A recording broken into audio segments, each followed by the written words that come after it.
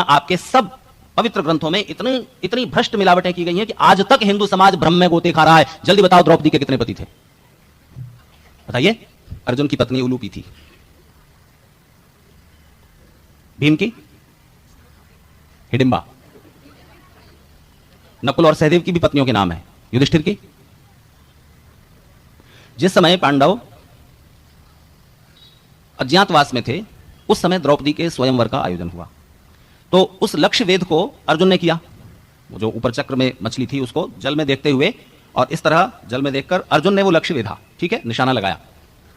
तो द्रौपदी के पिता ने कहा कि ठीक है, तो बड़ा अच्छा है, जिसने जीता है स्वयंवर उससे विवाह हो। तब पांडवों को अपना परिचय देना पड़ा।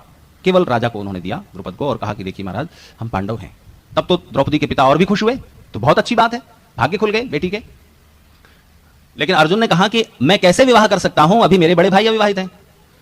तो द्रौपदी के पिता ने कहा कि इसमें क्या परेशानी है, लक्ष्य भले आपने निशाना आपने लगाया है, लेकिन आप सब पांडव भाई हैं, तो बड़े भाई के साथ विवाह हो जाए।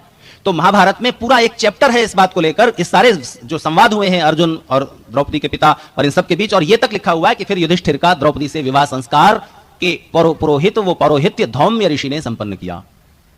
इतने सब उसके बावजूद दो शब्दों से भ्रम पैदा हुआ है, और कथावाचकों ने इतना फैलाया। तो ध्यान दीजिए, द्रौपदी का एक विशेषण है पांचाली। पांचाली का मतलब क्योंकि वो पांचाल देश की थी इसलिए पांचाली है। इसको मूर्खों ने समझ लिया कि 5 यानी 5 पांडवों की पत्नी। दूसरा भ्रम एक महाभारत का श्लोक पैदा करता है, जिसमें यह कहा गया है कि जब वो युधिष्ठिर से विवाह संपन्न हो गया और वो चुपचाप द्रौपदी को लेकर के आ गए, और उन्होंने मां को कहा कि देखो मां, ये इस तरह से विवाह हुआ है। तो उन्होंने कहा कि भुंक्ष्व इनाम समवेता, तुम लोग सम्मिलित रूप से भुंक्ष्व यानी इसको उपभोग करो।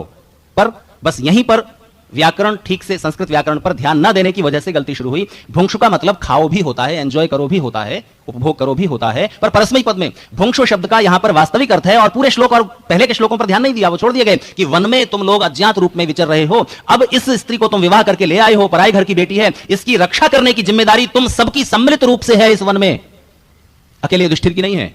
भुंक्षु का अर्थ यहां रक्षा करना है। तो श्लोक रचना के कारण शब्द जो है वही रखना पड़ेगा जिससे श्लोक ना बिगड़े, वरना वेदव्यास रक्ष धातु का ही प्रयोग कर सकते थे। रक्ष धातु का प्रयोग करने से श्लोक बिगड़ता, कविता बिगड़ती, उसका मीटर छंद बिगड़ जाता। इसलिए इस शब्द का ही प्रयोग करना उपयुक्त था, और संस्कृत जानने वाले आराम से समझ जाएंगे कि यहां भुंक्षु आत्मनेपद है, इसका अभिप्राय होगा रक्षा करो, समवेता, सम्मिलित रूप से। लेकिन अज्ञान के कारण यह एक प्रवाद चल पड़ा।